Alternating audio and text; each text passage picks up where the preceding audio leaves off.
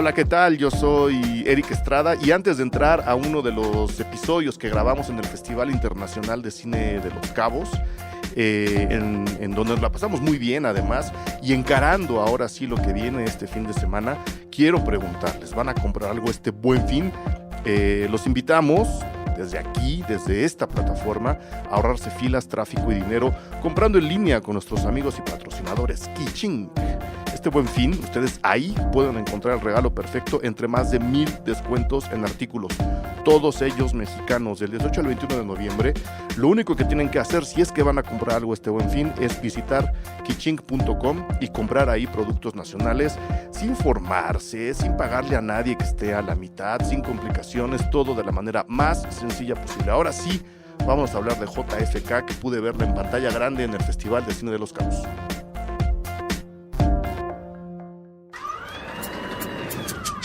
Cine Garage. Aquí cabe todo el cine. Con Eric Estrada. Fierros. Puentes.me.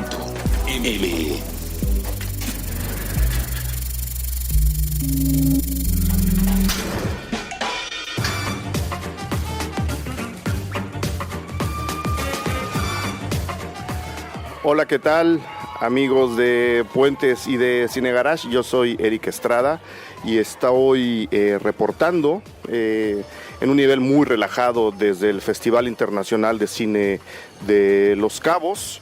Estoy sentado justo en el balcón de mi habitación. Muchas gracias al festival por invitarnos. Se oye el ruido de la ciudad de Los Cabos, que está en plena reconstrucción desde hace ya algunos años. Van muy bien.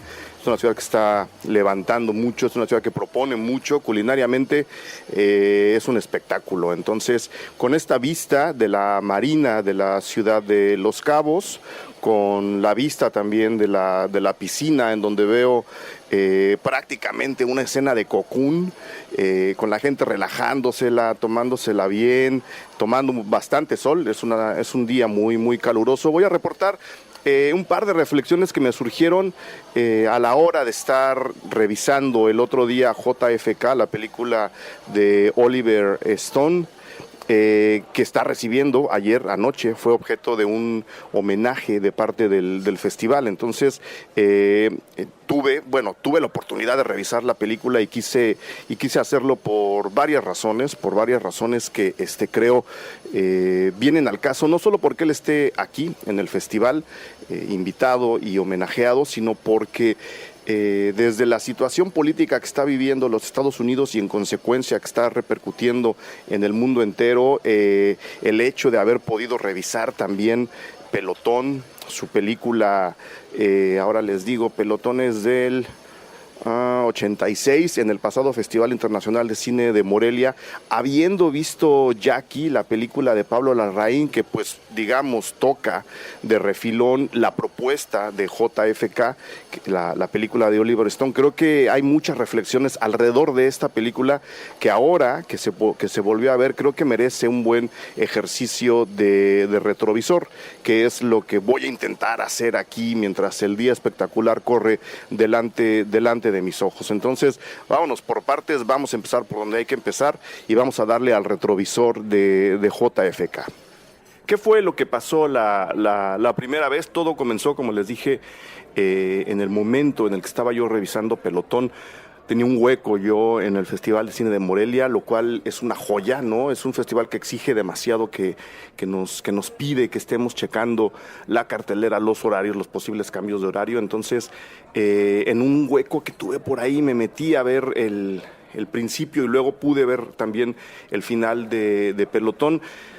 Una película que me impactó a mí de muy joven. Es una película de cuando yo era todavía más impresionable de lo que soy ahora, y no es mala. Creo que si bien tiene partes en donde Oliver Stone evidentemente mostraba un poco de falta de pulso, ¿no? Y de falta de control sobre el tono de la película, y en consecuencia han envejecido de una manera menos afortunada que el resto de la película.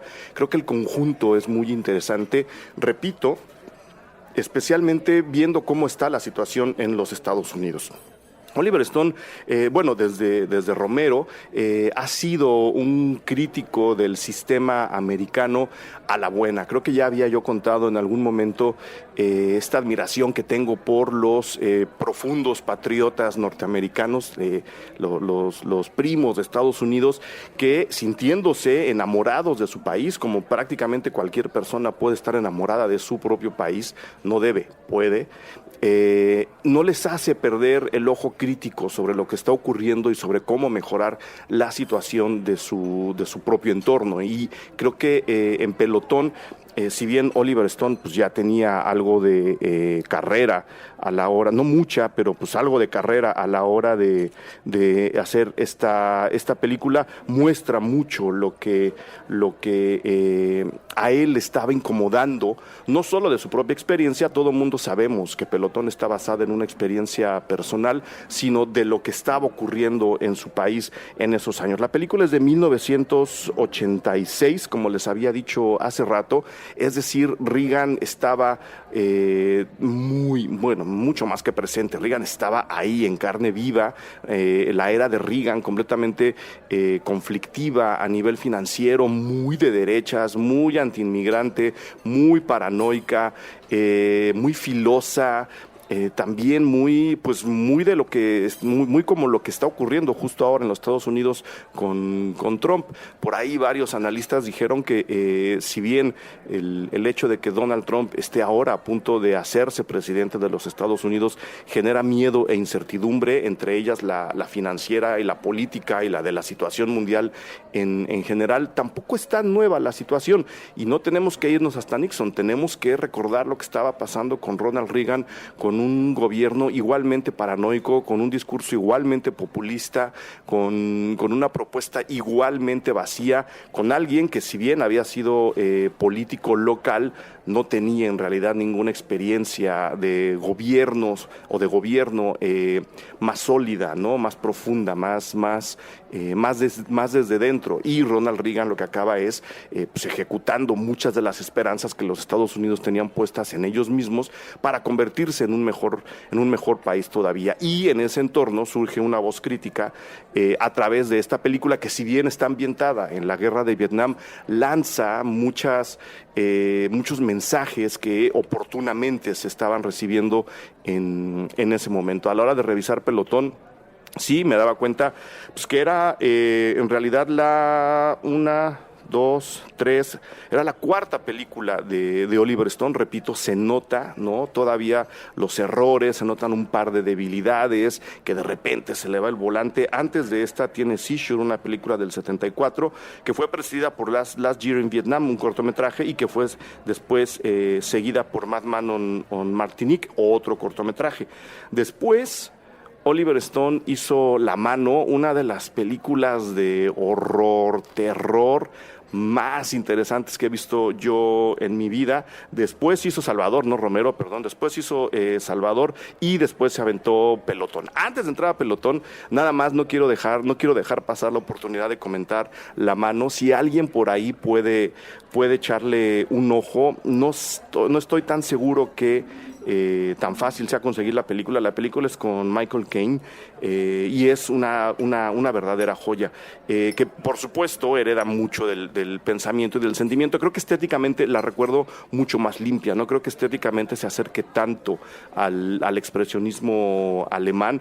Es una película pues muy en ese aspecto muy convencional, pero trata la historia que ya había sido tratada en el expresionismo alemán con Las manos de Orlac, de un dibujante de cómics interpretado por Michael Caine, que en un accidente de coche pierde una mano a la que nunca encuentran, entonces le trasplantan otra y a partir de ahí comienza una serie de sucesos sobrenaturales muy divertidos si uno lo ve desde la óptica del cine de horror. Es decir, es una historia muy poco común, muy poco típica, entonces eso se presta a situaciones que en el universo del cine de horror son tremendamente divertidas, aunque uno no esté carcajándose todo el tiempo. Es una película completamente atípica en la filmografía de de Oliver Stone. Ahí sí no pretende ninguna carga política, ahí sí no tiene realmente mucho trasfondo, parece ser una película por encargo, pero a pesar de eso, con todo lo que es, que es en realidad una curiosidad, creo que vale la pena echarle un ojo, chéquenla, a ver si la encuentran por ahí. No debe ser tan complicado porque, repito, ahora que Oliver Stone está como volviendo por las suyas, ya hablaremos al ratito de Snowden, creo que en algún momento podríamos checar esa película, si no es que en alguno de los canales de cine clásico, que en la televisión por cable la suelten por ahí de repente, estén muy muy al tanto. Repito, es con Michael Caine, dirige Oliver Stone, y la película se llama La Mano, escrita también por Oliver Stone. La historia viene de una novela de Mark Brandel, pero el guión es de Oliver Stone, lo cual le hace todavía más curiosa dentro de la filmografía de este director. Pues bueno, después de La Mano, después de meterse en esta, repito, historia de casi terror, el señor Oliver Stone hace Salvador, la que podríamos ahora sí considerar su ópera prima, y después de eso hace Pelotón, una película que sonó mucho en los Oscars, es una película que marcó a mucha gente. Yo, repito, la vi muy, muy joven, la vi en video, jamás la había visto en cine, que es algo que también me impresionó mucho de poderla revisar en el Festival de Morelia, aunque era una proyección en Blu-ray, el hecho de tenerla en pantalla grande y de ver ahí las cosas que Oliver Stone estaba planteando para la pantalla grande, la hace muy interesante. Entonces, también si en algún momento alguien la encuentra en el cine, se la recomiendo, porque yo conociéndola, habiéndola revisado varias veces, a la hora de verla por primera vez en pantalla grande hace un par de semanas, se notan cosas, se notan ejercicios, se notan movimientos de cámara que en una pantalla de televisión, por más fina, HD y grande que tengan, pues no se dejan sentir, no caen, el peso no acaba aterrizando. La película, Pelotón, nada más para contextualizar un poquito más, tuvo 1, 2, 3, 4, 5, 6, 7, 8 nominaciones y se quedó con 3 que no son nada pequeñas. Primero, de las que no ganó, tenía la mejor edición, tenía el mejor actor de reparto, que era Tom Berenger, tenía el mejor actor de reparto, que era William Dafoe, es decir, la película tuvo 2 nominaciones para el mismo Oscar. Tenía el mejor guión escrito directamente para el cine de parte de Oliver Stone y la mejor fotografía de parte de Robert Richardson. Esos son los Oscar que no ganó en ese año. Lo que sí ganó, que repito, no es menor, es mejor película, mejor director y mejor sonido, que es algo que también se pudo, por supuesto, apreciar en esta función en pantalla grande de la película. ¿Qué es lo que está pasando ahí? A través de la historia de este muchacho que se ofrece voluntariamente a ir a pelear la guerra de Vietnam, mucho de lo que está contando entre líneas Oliver Stone es un juego de verdades y mentiras que a nivel político y dentro de la legalidad pueden ejecutarse, en este caso, dentro de un pequeño pelotón en la guerra de Vietnam. Hay traiciones, hay mentiras, hay juego de poder, y ese juego de poder lleva a unas personas a traicionar a otras simplemente para mantener su propio terreno intacto, ¿no? Y la película va dibujando un poco el dilema moral de este voluntario profundamente patriota que va a pelear una guerra de la que luego se entera de una serie de injusticias terribles, ¿no? Que es también parte del mensaje y lo que la va a unir después con JFK y lo que probablemente la una también más tarde con Snowden. Se da cuenta de la red de mentiras y de engaños que la guerra es en sí, y ahí comienza un dilema moral entre seguir peleando con el corazón en la mano o simplemente tomar el fusil para sobrevivir, cumplir el año que le toca estar de servicio y volver a los Estados Unidos lo más pronto posible. Es decir, más allá de la historia, más allá de que es una película pacifista, porque en los 80, es cuando comenzó esta oleada de películas bélicas profundamente pacifistas, unas más obvias que las otras. La película, siendo así, lo que está contando en realidad es el dilema de este muchacho y un desencanto profundo frente a la cara real, a través de la metáfora del pelotón y de la guerra en Vietnam, la cara real de su gobierno y de su país, que no le ha dicho todas las verdades, que lo ha llenado de mentiras y que por supuesto va a pasar por encima de quien tenga que pasar, sean sus propios gobernados o no. Creo que el pelotón en donde se desarrolla toda la historia es un poco el dibujo de la clase trabajadora norteamericana, de la clase gobernante, de la clase media, en donde tenemos a Charlie Sheen.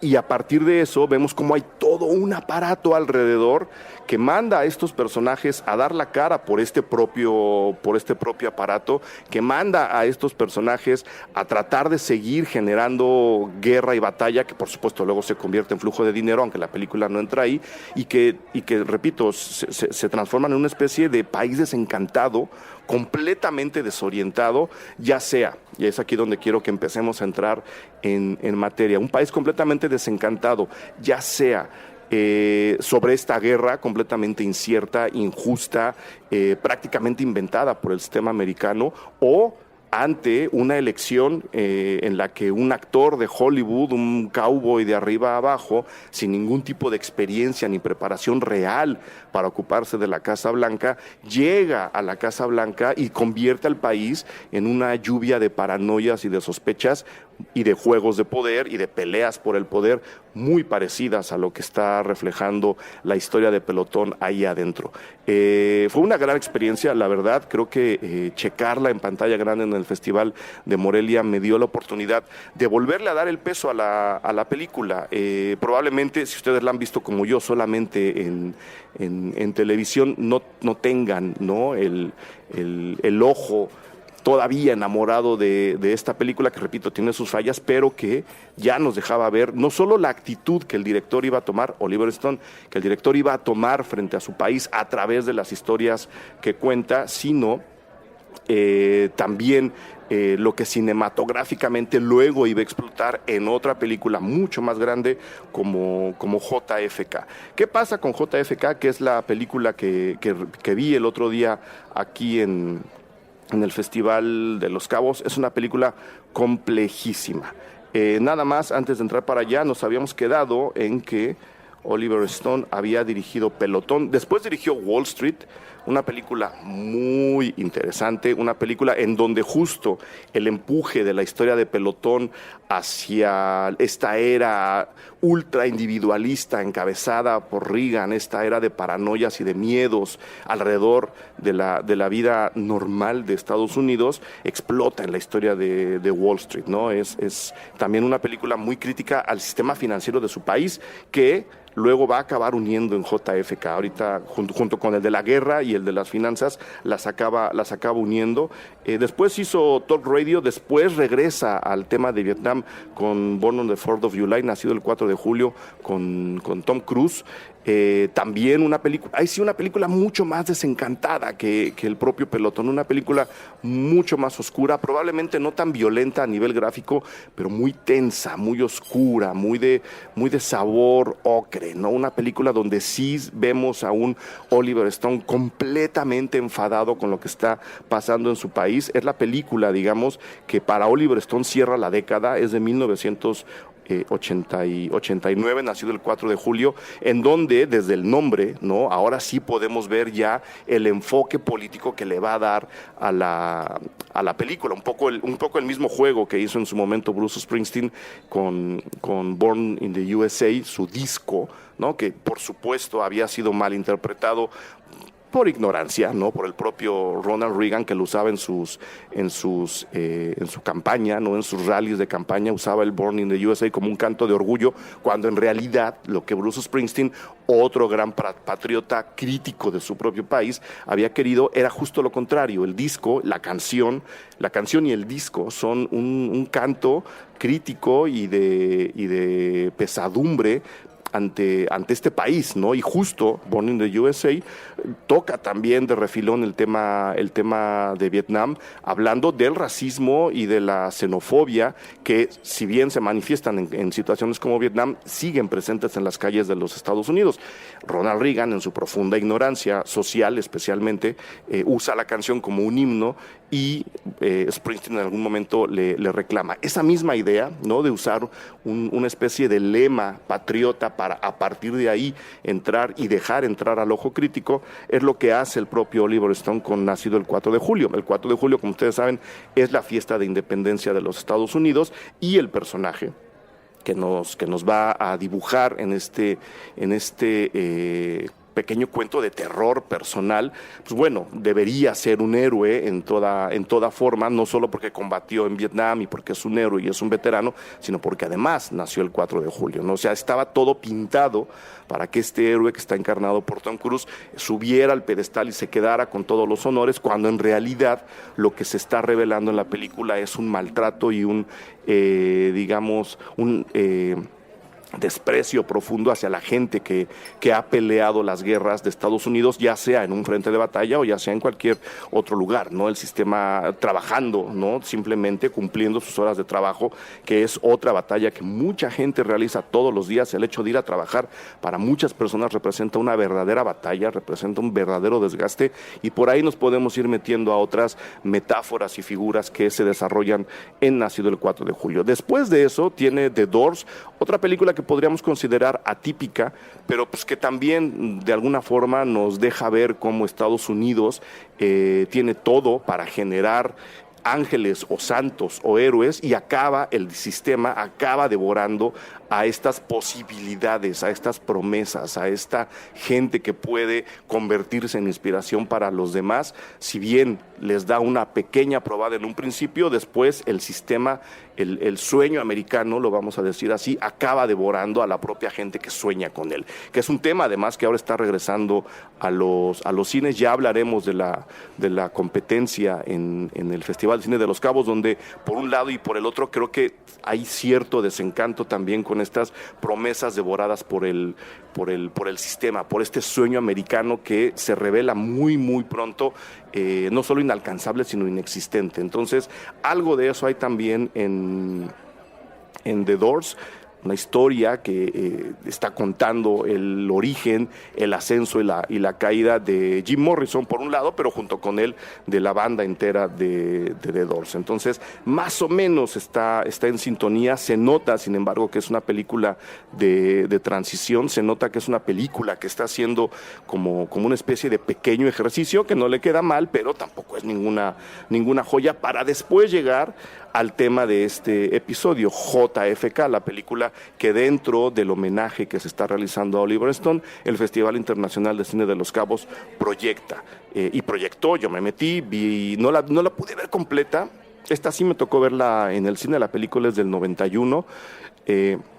No la pude ver completa, pero pude ver lo suficiente, más o menos la mitad, también en huecos entre películas. El Festival de Los Cabos es un festival más amable en ese aspecto con los espectadores. Hay más huecos, hay más chance de mover y de reacomodar las piezas que uno quiere checar conforme va pasando el día, y en consecuencia pude ver un muy buen trozo de JFK. ¿Qué es lo que pasa con JFK?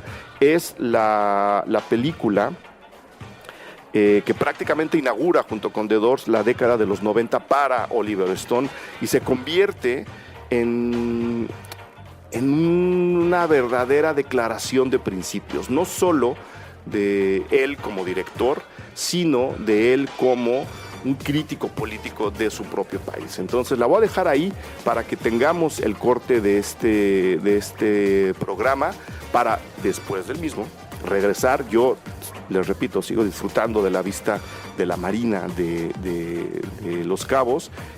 Lo voy a dejar aquí para podernos lanzar ahora sí con todas las armas hacia el entendimiento o el reentendimiento que tuve este fin de semana con JFK, por supuesto a propósito de las elecciones en los Estados Unidos. Así que lo vamos a dejar por aquí, vamos al corte, no tarde.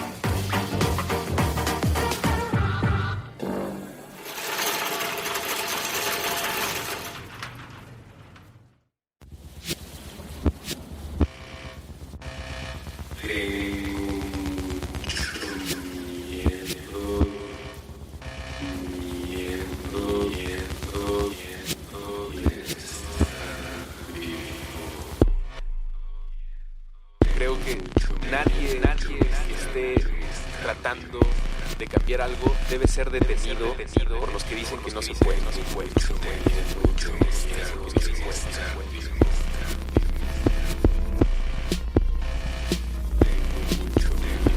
La pasión se ha muerto. ¿Por qué? Por una cuestión cultural. Pues a la gente ya no quiere esa guerra,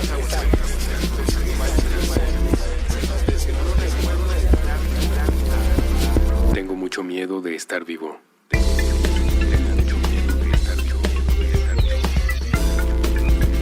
Nadie debe ser detenido.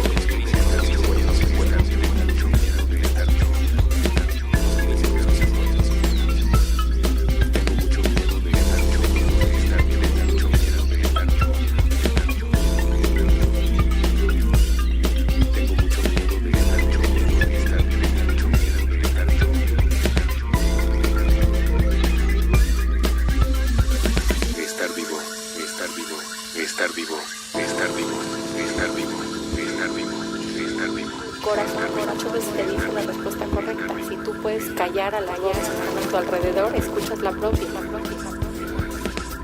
Creo que el ser humano nunca está conforme con nada. ¿No será que la nostalgia? ¿No será que tanto recordar nuestra estar vivo? Tengo mucho miedo de estar vivo. Tengo mucho miedo de estar vivo. Tengo mucho miedo de estar vivo. Tengo mucho miedo de estar vivo.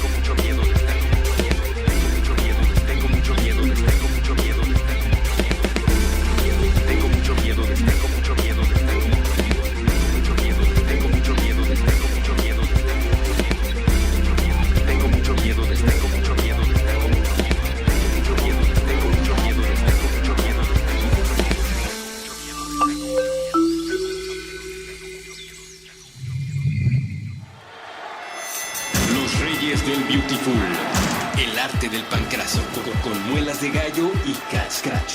Nuevo episodio todos los sábados a la 1 p.m. Puentes.mmm.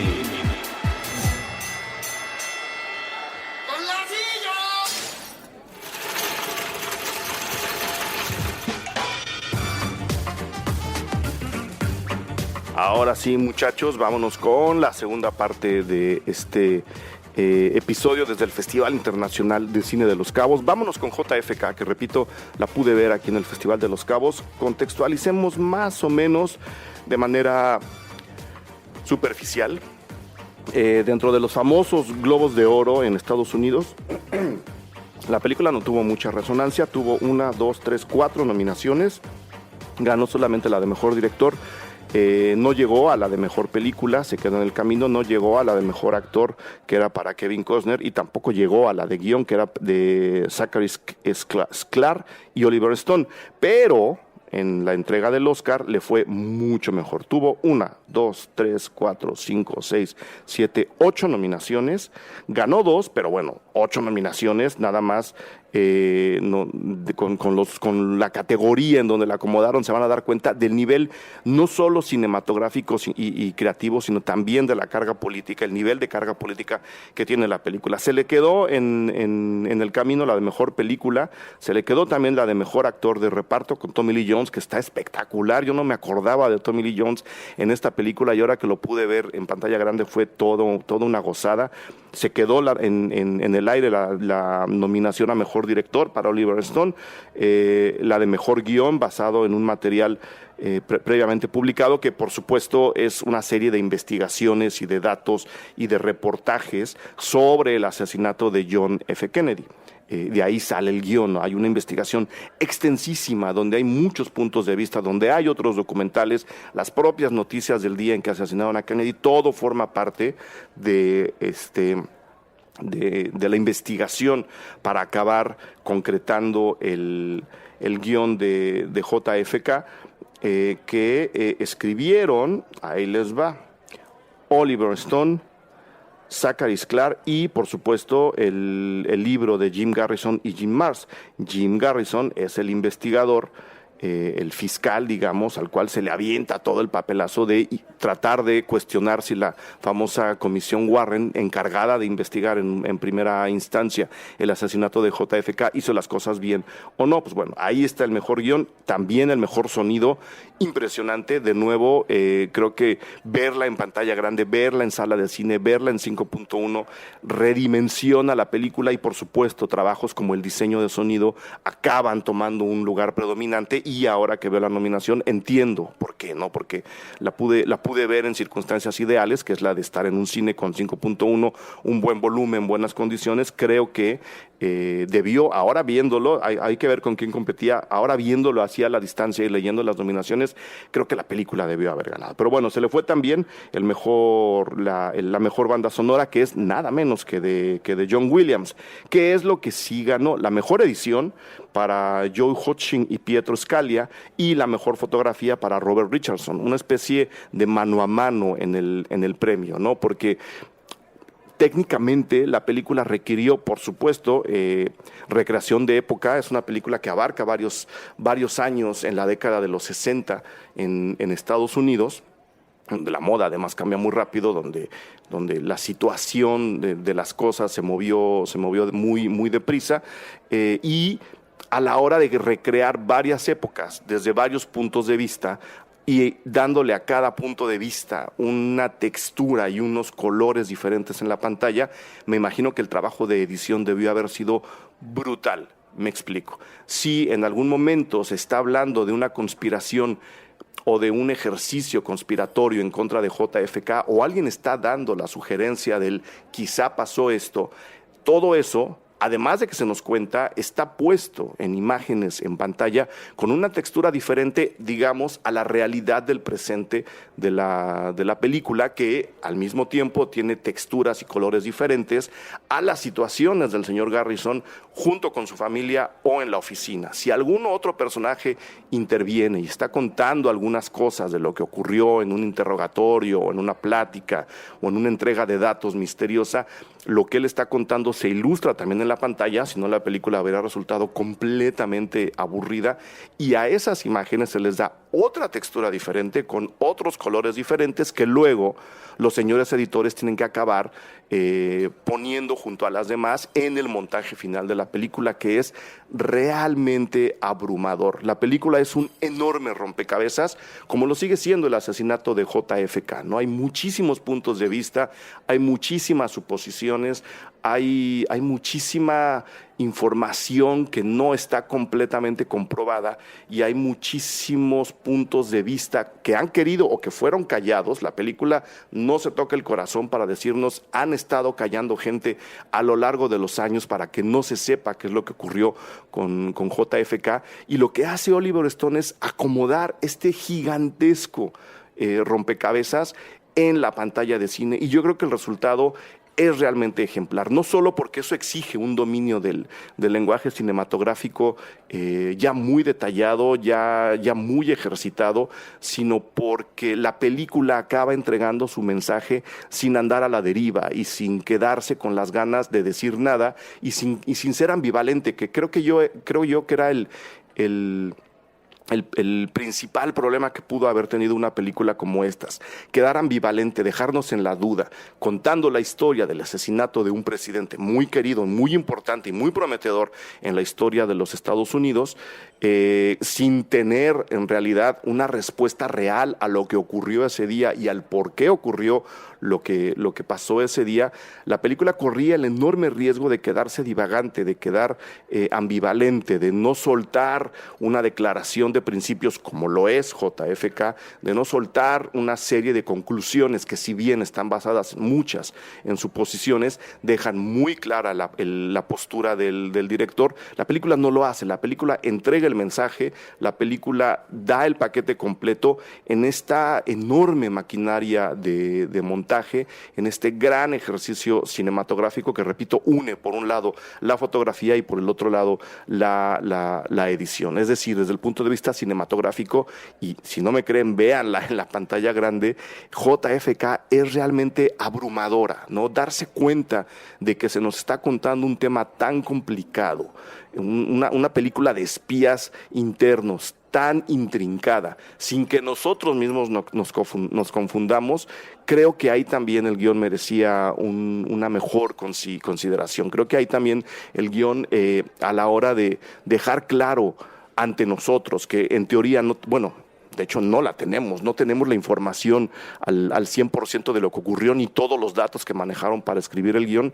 A la hora de verlo nos queda perfectamente claro qué es lo que estaba pasando en ese momento en Estados Unidos, aunque como la película no tiene la respuesta real, tampoco se nos va a dar el porqué. Sin embargo, sí hay una serie de suposiciones que nos van dando el porqué, que es donde la película adquiere su carga política completa, real, muy densa, muy pesada. Es un plomazo al sistema belicista y bélico de los Estados Unidos. Es un señalamiento directo al manejo de los dineros a través de la guerra y de cómo Estados Unidos ha construido mucho de su propio bienestar generando e inventando pequeñas guerras en las que, por supuesto, JFK iba a meter la mano, probablemente iba a desviar muchos recursos, quizá, no lo sabemos, quizá también para beneficiarse él mismo, es decir, no es que se tratara de un presidente completamente pacifista, es simplemente un presidente que tenía otros intereses y que dentro de esos intereses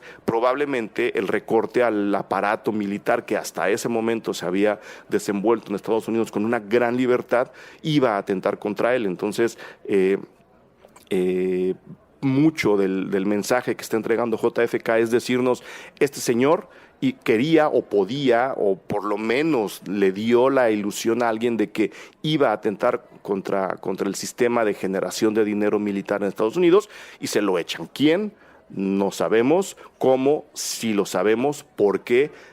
Ahí es donde queda la suposición. Entonces es una película muy, muy cargada que, repito, ahora que Donald Trump, desafortunadamente, desde mi punto de vista, gana la presidencia de un país al que se le quiere tanto como Estados Unidos, y que había además demostrado unas ganas enormes de evolucionar y de posicionarse como un país de progreso, pues ahora que ocurrió eso, con esa información en la cabeza, ver JFK resulta realmente desolador, porque muchos de los juegos políticos internos, secretos, ocultos, que JFK plantea como suposiciones, como teorías, muchas de ellas muy conspiratorias, pero en realidad teorías muy comprobables, nos damos cuenta que muy poco ha cambiado en realidad de lo que era el Estados Unidos en 1963, cuando se asesina a Kennedy, y de lo que es ahora, ¿no? En pleno 2016, en un nuevo siglo, en la segunda década de este nuevo siglo, que sí tiene que reasentarse y todo aquello, pero que habiendo visto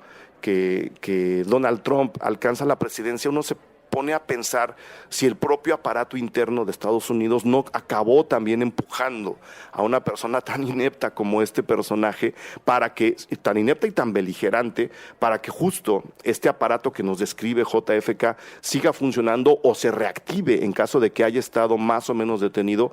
Yo creo que no en los últimos años.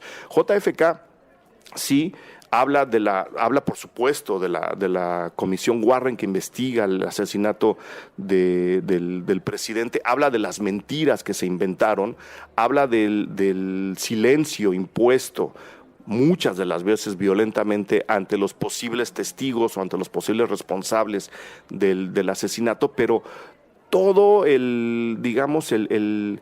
todo el juego que tiene con los personajes ahí debajo nos lleva un poco a lo que ocurría con Pelotón, y luego nos dispara hacia Snowden, que es su película más reciente, que tampoco está nada mal y que también vimos aquí en el Festival de Los Cabos. Vámonos con calma. Hablábamos un poco de esta entrada del voluntario en Pelotón que va a pelear la guerra de Vietnam y que ahí se encuentra con toda la serie de mentiras y la mascarada que es la guerra de Vietnam, y de cómo ahí el sistema se evidencia como opresor y como desinteresado de sus propios gobernados. Pues bueno, al personaje Garrison en JFK, Le pasa más o menos lo mismo al famoso Jim Garrison, este fiscal que prácticamente toma la estafeta que nadie quería coger para investigar a la comisión investigadora del asesinato de JFK. Es decir, es una especie de vigilante de la policía, es una especie,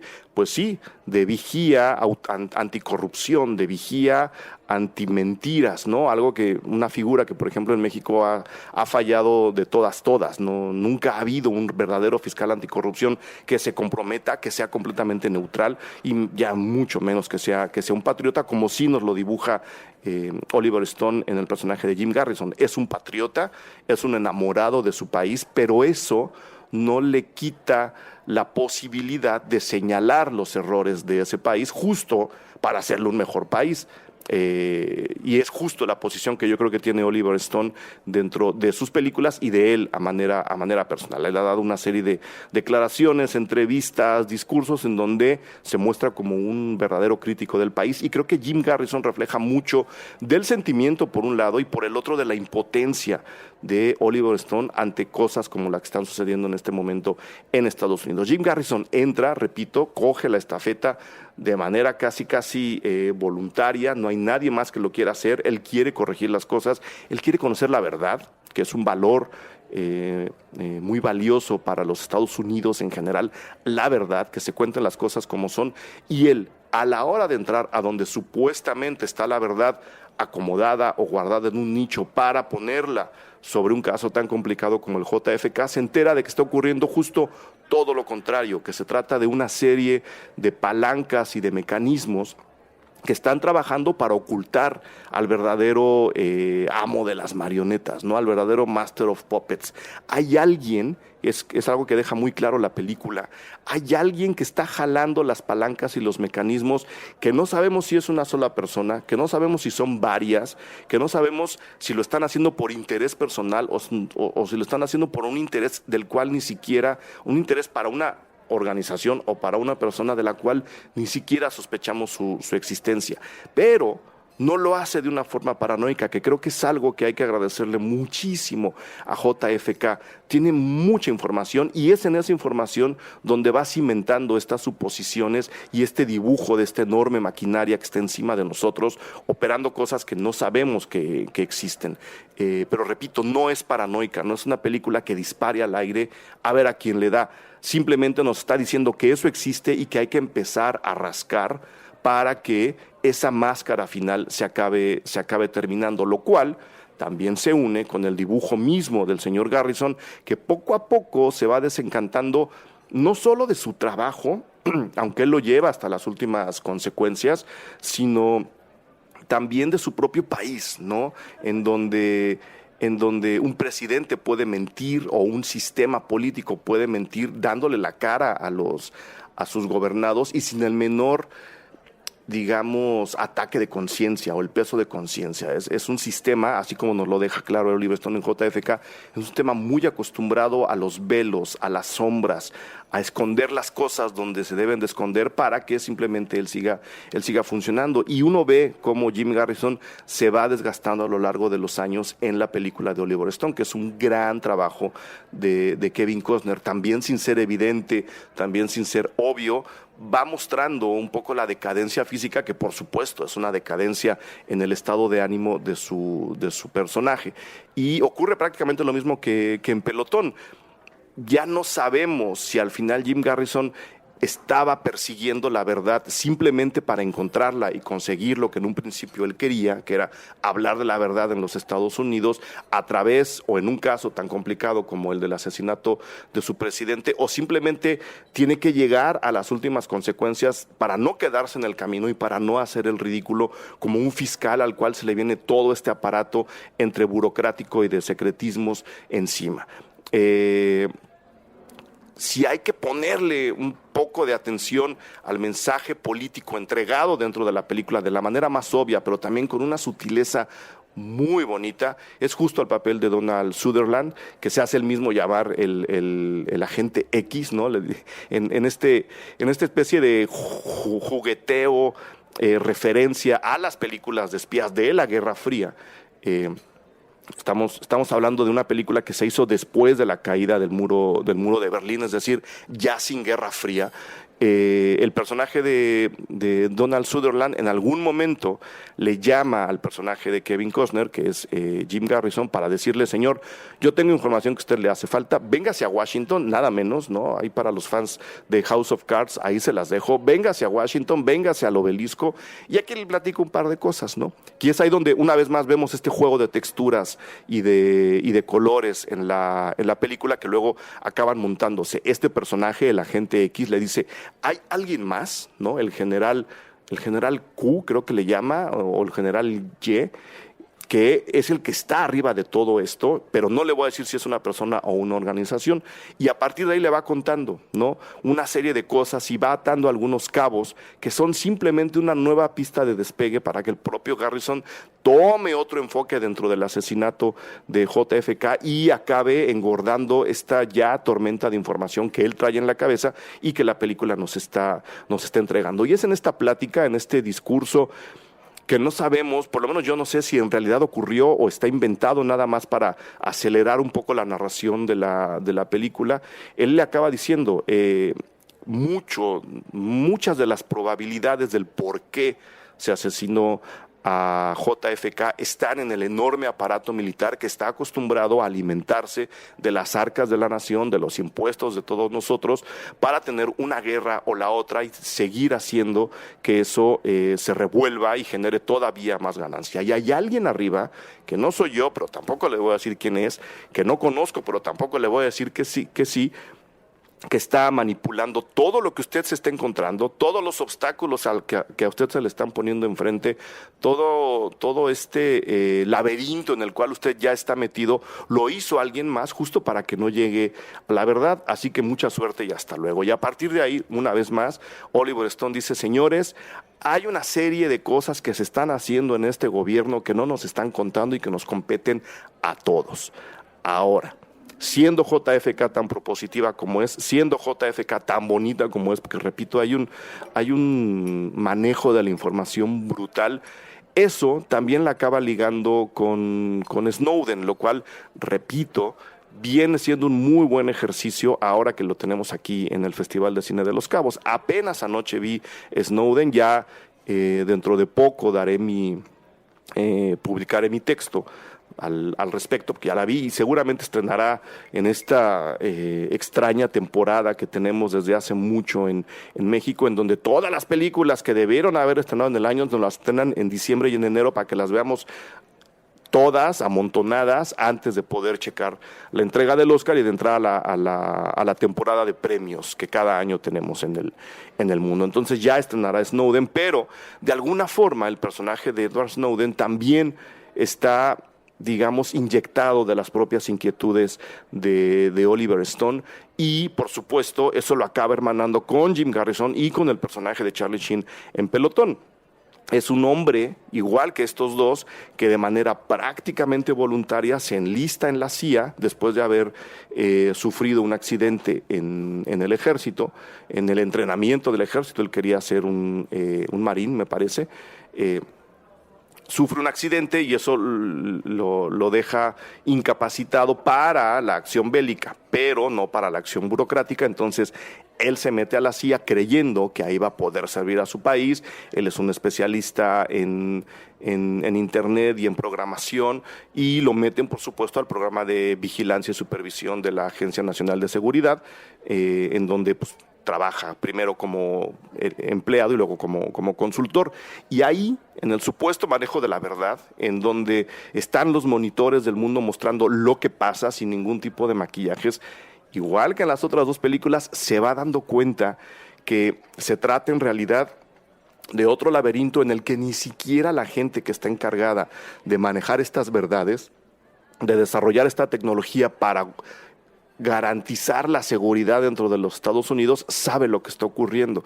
Ahí también hay una especie de ente superior que nadie conoce, que nadie ha visto, que nadie puede asegurar que exista, pero que todo mundo siente que está no solo supervisando lo que están haciendo los trabajadores, en este caso de la CIA y de la Agencia Nacional de Seguridad, sino lo que estamos haciendo todos y cada uno de nosotros. Entonces, aquí en Snowden, Oliver Stone tiene la posibilidad, la oportunidad, y creo que la aprovecha, de decir, si en la década de los 80 teníamos este miedo paranoico reflejado en Pelotón, si en la década de los 90 teníamos esta enorme herencia de individualismo, esta cruda de individualismo que nos lleva a disfrazar todo tipo de intenciones y mentiras en un caso tan importante como el asesinato de un presidente, ahora, en la época no solo de la informática y del internet, sino en la era en donde ya todos estamos conectados con todos, en donde ya prácticamente nada es un secreto, tenemos que cuestionarnos si Estados Unidos está haciendo eso nada más aquí o en todo el mundo. Y eso es lo más inquietante, yo creo, de Snowden y de la posición patriótica de Oliver Stone, que nos está diciendo, señores, yo he señalado estas cosas en mi gobierno a lo largo de los años. ¿Qué les parece si nos ponemos a pensar si lo que se ha señalado por mucha gente como yo ahora afecta, ahora sí, a nivel mundial? A ver si esta vigilancia universal no nos está afectando a todos y cada uno de nosotros y ni siquiera nos estamos dando cuenta.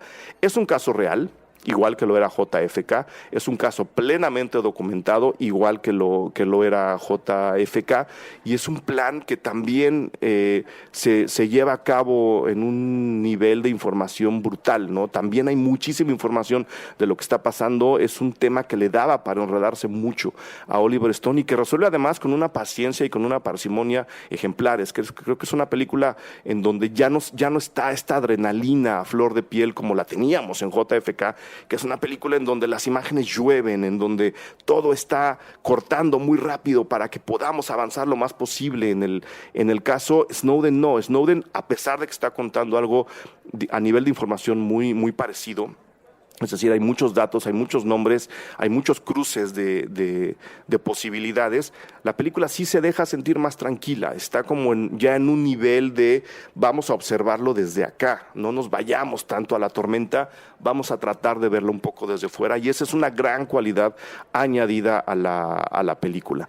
¿Qué es lo que ocurre ahora con la posición de Estados Unidos? Pues que bueno, teniendo a un tipejo como Donald Trump en la presidencia, podemos y vamos a ver, creo que cualquier tipo de acción que este hombrecillo lleve a cabo va a tener un efecto a nivel global, como lo tuvieron los casos de Snowden y este quitarle el velo a la CIA y a la administración de Obama, con la cual se es crítico en este caso. Es decir, Oliver Stone va entre republicanos y demócratas. A él no le importa el partido político, a él simplemente le interesa que las cosas se hagan bien.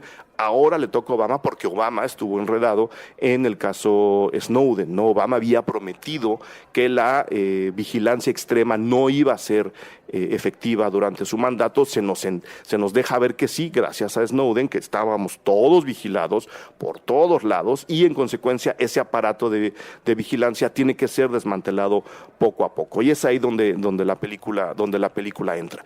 ¿Qué es lo que ocurre ahora? Pues que sí, eso tenía una repercusión mundial, como lo puede tener las acciones de un hombrecillo como Donald Trump. Cualquier cosa que a este señor se le ocurra hacer o no hacer va a tener repercusión mundial, como lo tuvo Snowden en su momento y como lo deja muy claro la película. Entonces, antes de que estrene la película, que es aquí donde viene mi recomendación, antes de que estrene la película, intenten ver primero Pelotón, luego JFK. Les aseguro que no se van a arrepentir.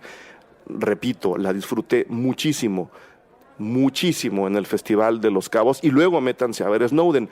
Ahí vamos a ver no solo la evolución como director de Oliver Stone, de aquella gran inexperiencia que se muestra en la película Pelotón, a la casi maestría en el manejo maestría en el nivel de manejo de información de una película como JFK, y luego ya al discurso igualmente crítico, igualmente violento, igualmente acertado, ¿no? Pero por momentos mucho más inspirado, aunque JFK tiene secuencias realmente interesantes, que es Snowden, ¿no? Ya es un discurso mucho más asentado, ya no se nos viene encima la película como a veces ocurre con JFK, y por supuesto también acaba entregando su mensaje crítico ante el gobierno, que repito, está muy hermanado con lo que pasaba en Pelotón y con lo que pasa en JFK, que se va a convertir en una de las grandes joyas conocidas de esta edición, la quinta, del Festival Internacional de Cine de Los Cabos. Es decir, sabíamos que estaba ahí, ya la habíamos visto, sabíamos que era buena, pero reapreciarla en pantalla grande creo que fue un enorme regalo que ahora, antes de Snowden, yo ya la vi, ustedes la pueden ver dentro de muy poco, vale la pena volver a tener. Entonces, ahí les voy a dejar la información sobre JFK para que la chequen. Ahí les voy a dejar las pequeñas reflexiones alrededor de Snowden, porque repito, lo voy a desarrollar, procuraré desarrollarlo más en mi texto, para que ahí la discusión también se abra. Chequen esas dos, si pueden checar además Pelotón, es una película divertidísima, súper violenta, que también disfruté mucho en la pantalla grande. Este es el primero, creo que dos, habrá otro programa, espero, evaluando un poco la competencia de Los Cabos. Estoy a punto de bajar a participar en una mesa de críticos en el festival, hablando justo de las películas en competencia. Entonces espero que de ahí salga otro programa, no necesariamente de esa mesa, pero sí invitaremos a alguien para hacer una evaluación que ustedes puedan escuchar sobre las películas internacionales en competencia en el Festival Internacional de Cine de Los Cabos. Entonces ahí se las dejo, chavos, vayan al cine, vayan a ver películas, procuren venir a los festivales. Les aseguro, si de veras les gusta el cine, hay un ejercicio cinéfilo bien bonito, bien interesante, tener este tipo de conexiones que uno no había previsto. Ya hablaremos luego de lo que pasó con la Jackie de Pablo Larraín, que tenía una oportunidad, yo creo, del tamaño de JFK y la dejó escapar. Vamos también a entrar en detalles, pero procuren venir a los festivales. Este tipo de ejercicios ocurren en los festivales, se platican en los festivales, y también justo por eso no quería yo perder la oportunidad de grabar este episodio y dejarles conocer estas referencias que van saliendo ahí entre funciones, o a veces a la mitad de la película, ¿no? Son pensamientos que van saltando a la hora que uno puede ver tantas películas tan seguidas y tan variadas como en un festival de cine, en este caso el de Los Cabos. Entonces nos escuchamos pronto, sigan en Puentes, sigan en Cine Garage. Saludos.